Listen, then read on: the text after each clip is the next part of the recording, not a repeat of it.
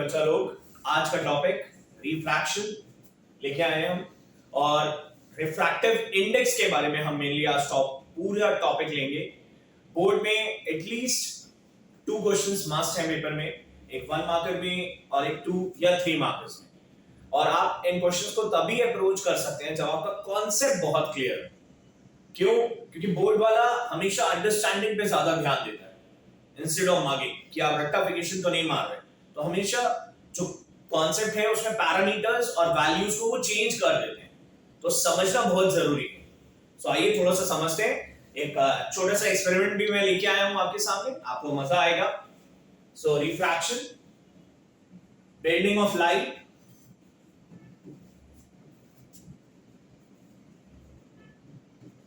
और change in speed of light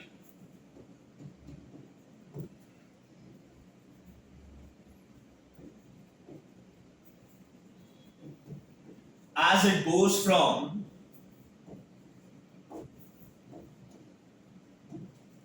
one medium to another medium.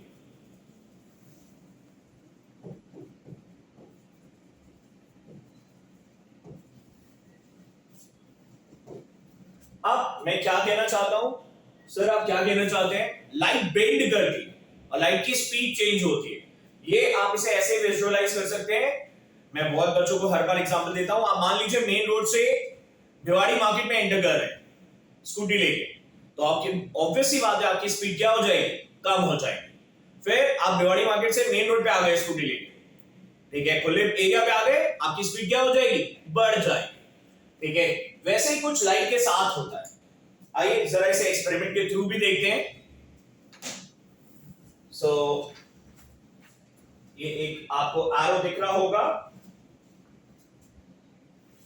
ठीक है। अभी जिस शेप में है आपको दिख रहा होगा अच्छे से, क्लियर।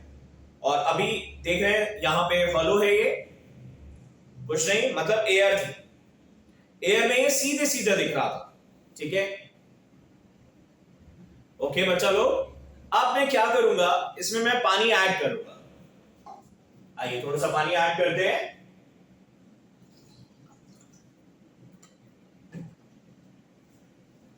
और फिर इस एरो को देखने की कोशिश करते हैं। I have added water, let us C.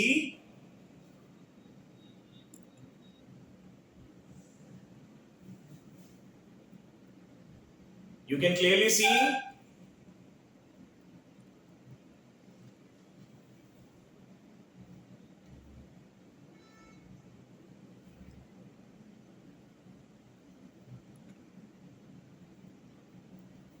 Arrow का डायरेक्शन चेंज होता हुआ दिख रहा है।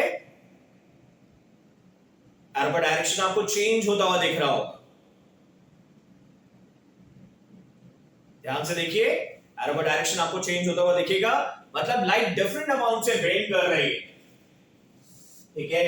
लाइट सेम अमाउंट से बेंड, लाइट का डायरेक्शन चेंज हो रहा है। जो एरो पहले इस तरीके से पॉइंट कर रहा था, वो एरो कुछ ऐसा पॉइंट करता हुआ दिख रहा होगा। डायरेक्शन चेंज हो गया। सो इसी चीज को हम बोलते हैं रिफ्रैक्शन या बेंडिंग ऑफ लाइट। और सिंपल भाषा में अगर बोले, सो लाइट जब रेयरर से डेंसर मीडियम में जाएगी, मतलब मेन रोड से आप भिवाड़ी मार्केट में एंटर कर रहे हैं, तो आपकी स्पीड कम हो जाएगी। और वाइस वर्सा अगर हो रहा है, आप डेंसर से रेयर मीडियम में आ रहे हैं,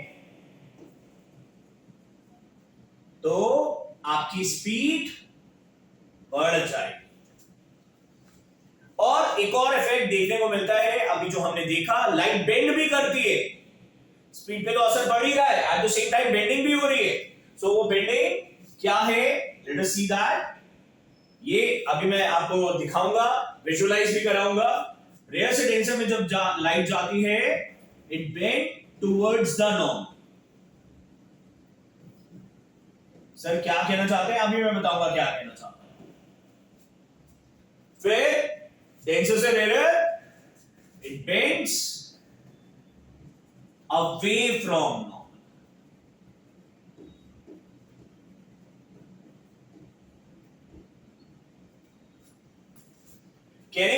क्या है सर? कहने का मतलब कुछ ऐसा है, आइए थोड़ा डायग्राम के थ्रू इलस्ट्रेट करते हैं। सपोज कर लीजिए रेयर से डेंसर मीडियम, एयर से आप ग्लास में एंटर कर रहे हैं, ओके?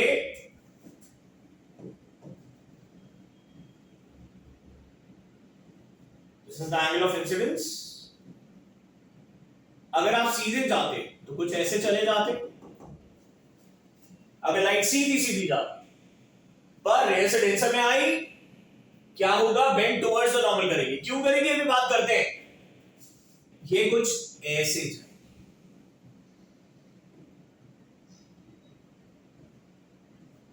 तो क्लियरली आपको दिख रहा होगा इस केस में कौन सा एंगल बड़ा है, क्योंकि अंदर चली गई, angle I will always be greater than angle R. Okay, अब यही चीज अगर वाइस वर्सा होता, मैंने कन्वेंशंस रिवर्स कर दी होती, यहां ग्लास यहां एयर, ये लाइट रे सीधी सीधी आती है, ऐसे चली जाती,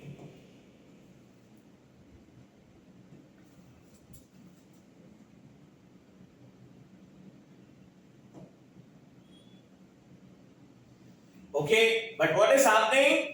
It moves since the medium has changed from denser to rarer medium.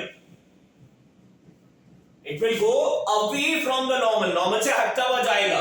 क्यों जाएगा अभी बात करते, कुछ ऐसे।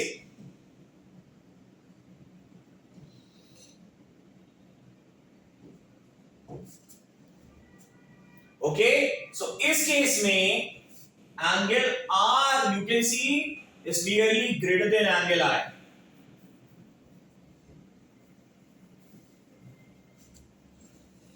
पक्का? अब ऐसा क्यों हुआ, थोड़ा सा इस सिचुएशन को विजुअलाइज करते हैं। रेयर में या एयर में पार्टिकल्स क्या थे? दूर दूर थे, फैले हुए। ग्लास में पार्टिकल्स पास पास, तो लाइट को एक झटका आ रहा है। कैसा झटका? पार्टिकल्स पहले ऐसे दूर दूर है और फिर पास पास हो गए, तो कुछ ऐसा झटका आने वाला है। और सपोज करिए ये नॉर्मल था, एक्सटेंडेड ऊपर तक, ये स्टिक रखी हुई है और ये इससे ऐसे हिंज्ड है, ठीक है? और झटका कैसे आया? यूं। तो ये स्टिक कैसे हो जाएगी?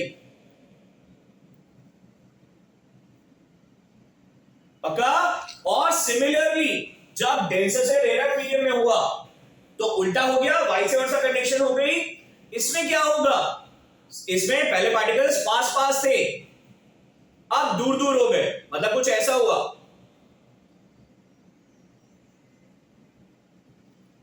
ये हिंज, ये स्टिक, फोर्स कैसा लग रहा है स्टिक पे?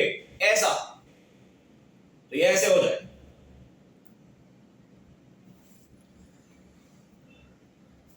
Okay, that's why when it goes from denser to rarer medium, it bends away from the normal, and while going from rare to denser medium, it bends towards the normal.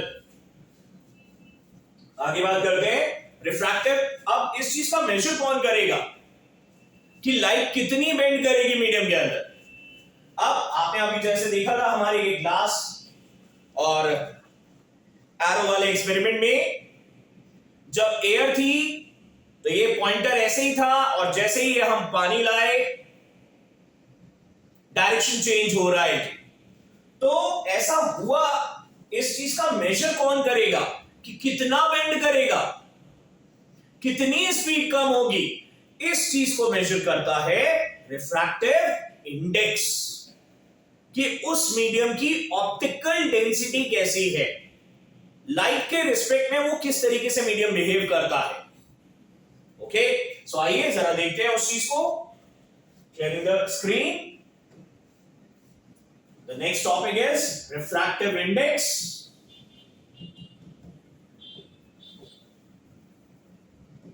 And what it is, you can clearly see it is a measure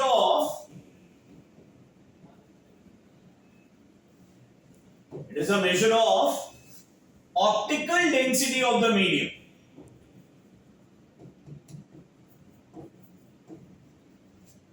optical density of medium. And optical density, how we will measure?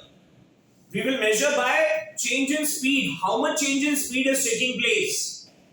Okay, that's why it is also defined as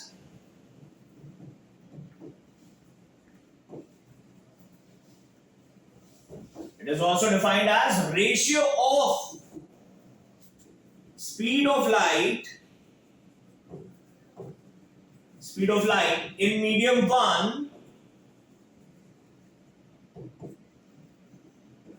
to speed of light in medium 2.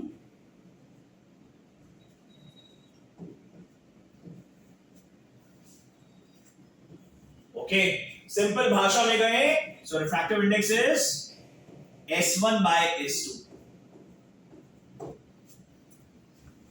Okay, and we will denote it by the symbol. Denotation जो होगा denoted by symbol, कुछ books में n, कुछ books में mu. दोनों का इस्तेमाल किया जाता है, दोनों का इस्तेमाल कर सकते हैं हम. और कैसे लिखते हैं, डेनोशन कैसे करेंगे, क्या मीनिंग होगा, वो मैं अभी आपको क्लियर करूंगा. सो आई गेस डेफिनेशन क्लियर हो गई होगी. Measure of optical density. जब एयर थी, आपने देखा एरो वैसे का वैसे ही बिहेव कर रहा था ग्लास के सामने, और वही अगर मैंने ग्लास के अंदर पानी भर दिया तो एरो का डायरेक्शन चेंज हो गया, मतलब बेंडिंग चेंज हो गई. सो जो अंदर आने से जो चेंज हुआ वो थी ऑप्टिकल डेंसिटी. लाइट को बेंड करने का एक्सटेंट चेंज हो गया, दैट इज रिफ्रैक्टिव इंडेक्स.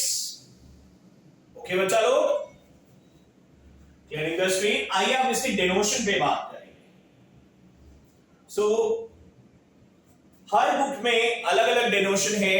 हम एनसीईआरटी और कुछ रेफरेंस बुक लखमीर सिंह के डेनोशंस को फॉलो करेंगे, पर यूजुअली 3 डेनोशंस का इस्तेमाल किया जाता है. ठीक है. अच्छा, अब जब भी हमें किसी भी चीज को कंपेयर करना है, क्यों? क्योंकि जैसे पहले अभी हम यहां पे हम कंपेयर कर रहे थे, पहले यहां पे एयर थी, फिर हमने यहां पे पानी भर दिया, तो एयर के रिस्पेक्ट में हमने वाटर की बात करी ना. ठीक है. तो जब भी हम कोई कंपैरिजन कर रहे हैं तो हमारा रेफरेंस पॉइंट होना बहुत जरूरी है. जैसे हमें कंपेयर किया जाता है घरों में, देखो भाई चाचा जी का लड़का कहां पहुंच गया और तुम क्या कर रहे हो, देखो मामा जी का लड़का क्या कर रहा है और तुमसे पढ़ाई भी नहीं हो रही. तो चाचा जी का लड़का, मामा जी का लड़का रेफरेंस पॉइंट है और हमें कंपेयर किया जा रहा है. So that is the context here. Same, so 1 and 2 ऐसे लिख दे, या 1 and ऐसे 2, या n और 1 2. इन सब का मीनिंग एक ही है. क्या मीनिंग है? जो भी पहले लिखा है, मैंने क्या बोला, मामा जी का लड़का देखो कहां पहुंच गया, तुम क्या कर रहे हो, मामा जी का लड़का पहले बोला ना. तो जो भी पहले लिखा गया है वो रेफरेंस पॉइंट, और जो भी बाद में लिखा गया है उसको कंपेयर किया जा रहा है. This is reference, this is medium being compared.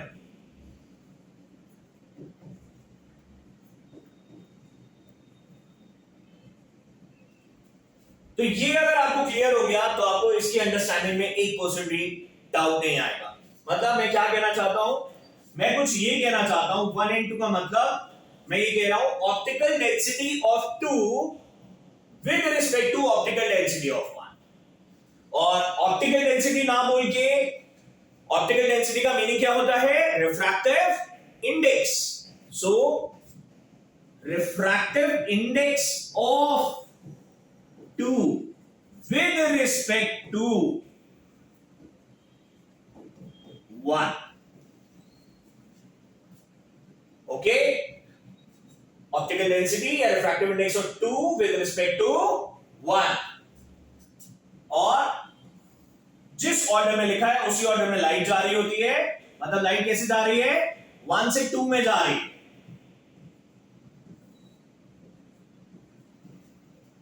तो जो ऊपर है वो ऊपर, जो नीचे है वो नीचे। सो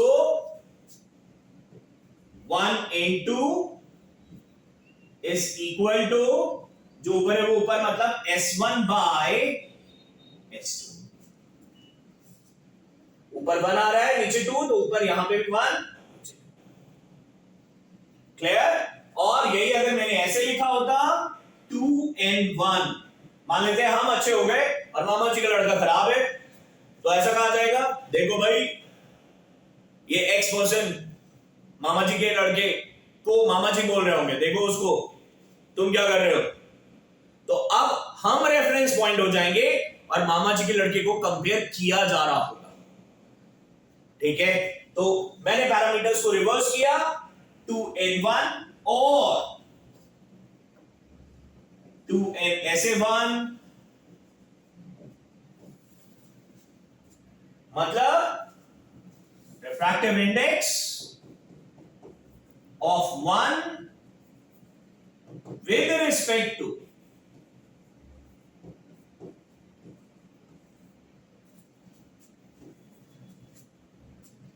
समझ में आ रही है बात? क्लियर? तो इसका मतलब लाइट कहां से कहां जा रही है? 2 से 1 में जा रही है, तो जो ऊपर है वो ऊपर, जो नीचे है वो नीचे। सो इसका meaning S2 by S1। Clear? I guess यहां तक मीनिंग क्लियर हो गया होगा। अब एक क्वेश्चन लेंगे, ठीक है, तो उससे आपकी कॉन्सेप्ट क्लियरिटी और अच्छी होगी। सो यहां पे कुछ फॉर्मूलेज लिखते हैं जो हमने अभी तक पढ़ा। 1n2 is S1 by S2 and 2n1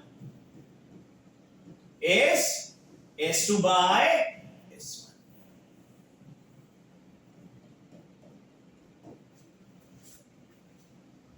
okay बच्चा लोग, आइए नेक्स्ट स्क्रीन पे चलते हैं।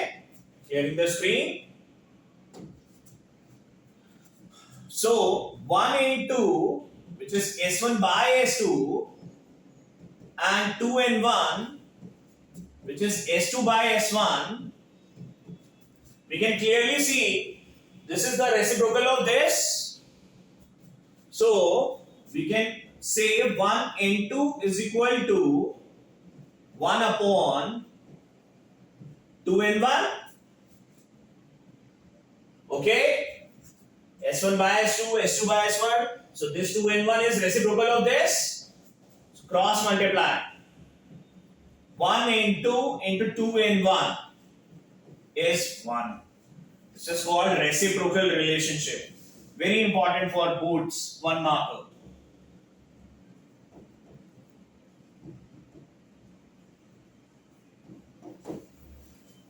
मतलब और हमारे चारों तरफ क्या है, इन केस मान लीजिए उसने मीडियम नहीं मेंशन किया, तो we are surrounded with air throughout the earth. Universe की बात नहीं हो रही भाई, वहां प्लाज्मा, बीसीजी, बहुत सारी चीजें हैं। स्टार्स की बात नहीं हो रही, हम अर्थ पे बात कर रहे हैं। तो अर्थ पे चारों तरफ हम सराउंडेड है एयर से। तो अगर आपको मीडियम रेफरेंस नहीं दिया तो ऑटोमेटिकली मान लीजिएगा that is with respect to air या vacuum. And refractive index of any medium compared with respect to air or vacuum, that is called absolute refractive index. Let us jot it down. So if no medium is mentioned,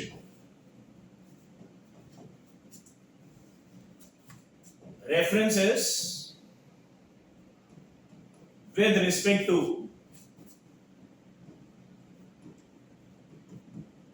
air या vacuum,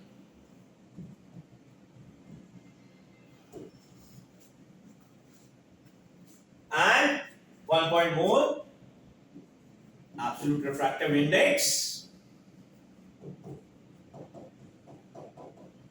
refractive index of a medium with respect to air. It's called absolute.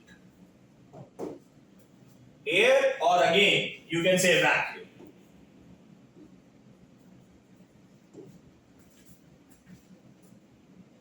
Clear? अच्छा, और फिर there is a term, कई बार board में terms में उलझा देता है, relative refractive index. What is this? किसी का भी मीडियम को जब हम कंपेयर करें एक्सेप्ट एयर या वैक्यूम से, तो refractive index of one medium with respect to another medium where another medium is not air or vacuum. Okay, that is called relative. So refractive index of medium with respect to another medium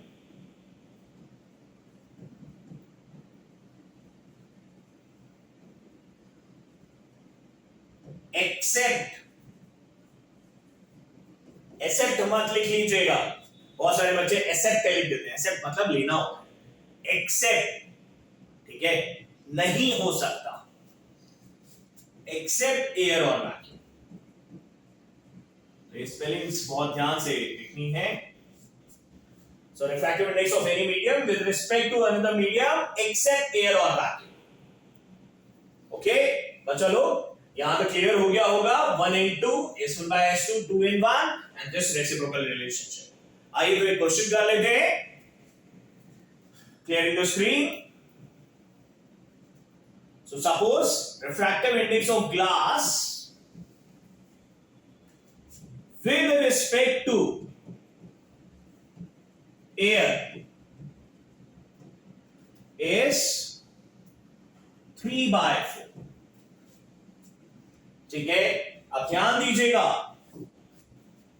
refractive index of glass with respect to air, मतलब ये हो गया 1 reference point with respect to, और इसको compare किया जा रहा है तो ये हो गया 2। क्लियर? ठीक है, सो 1 and 2 मतलब यहां पे 1 क्या है, ANG glass with respect to air.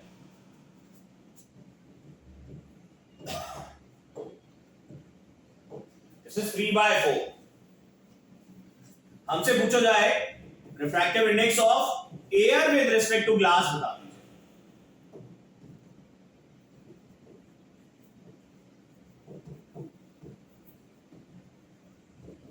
तो ये 1 मार्क का क्वेश्चन होता है, air with respect to glass.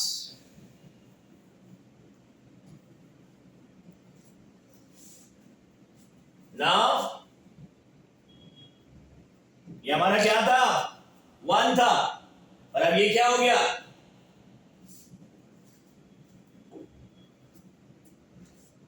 Change हो गया ऑर्डर। ठीक है, सो कहना क्या चाह रहे हैं हम, कहना ये चाह रहे हैं air with respect to glass, मतलब ग्लास पहले आएगा, रेफरेंस पॉइंट हमेशा पहले आएगा, GN और A, ये निकालना है। अब आप कहेंगे सर कैसे निकालें, ये तो बड़ा कंफ्यूजन है। तो मैंने कहा था, अभी मैंने क्या माना था, एयर को आपने 1 माना था, ग्लास को आपने 2 माना था, और हमने एक रिलेशनशिप पढ़ी थी, 1 and 2 into 2 and 1 is always what, 1. So we can clearly say A and G into G and A will always be 1 following this rule. Okay, so let us apply A and G. A and G की value 3/4 into G and A हमें निकालना है, will be 1. So 3/4 इसको नीचे ले आएंगे यहां, so G and A will be 1 upon 3/4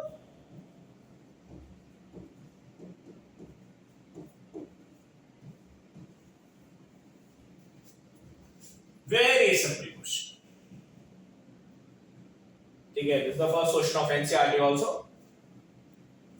okay, आइए अब नेक्स्ट आगे मूव ऑन करते हैं, एक क्वेश्चन और करते हैं और बस आज लेक्चर को रैप करेंगे। Clearing the screen. Now the second question of NCERT is like this. Short example: refractive index of glass with respect to air is 1.5. Okay, speed of light and air ये आपको याद भी होनी चाहिए. Air या vacuum दोनों के लिए सेम ही लेते हैं हम. This is 3 into 10 to the power 8 metre per second. ठीक है, आपको क्या निकालना है? Speed of light in glass निकालना है कि ग्लास में क्या स्पीड रही होगी. तो कुछ दे रखा है. See the डिनोशन. See the denotation. Glass with respect to air. With respect to air मतलब air is the reference point. तो पहले लिखा A, फिर N, फिर G. Glass with respect to air. Okay? इसकी वैल्यू है 1.5. और जैसे लिखा है उसी ऑर्डर में लाइट जा रही होगी. मतलब लाइट कहां से कहां जा रही है? एयर से glass. Okay, so 1.5 will be equal to SA 3 into 10 to the power 8 upon SG. इसको इधर, इसको नीचे. So SG will be equal to 3 into 10 to the power 8 upon 1.5. which will be 2 into 10 to the power 8 meter per second. I guess clear हो गया होगा. और speed देख रहे हैं आप कम हो गई है, होनी भी चाहिए थी क्योंकि रेयर से डेंसर मीडियम में जा रहे हैं आप. ओके बच्चा लोग, तो मैं और भी न्यूमेरिकल्स और असाइनमेंट लेके आऊंगा. आप मुझे कमेंट कर सकते हैं. ठीक है, और अपने कोई भी क्वेश्चन कहीं से भी हो आप मुझे कमेंट और मैसेजेस में लिख सकते हैं. That's all for today. Bye bye, take care.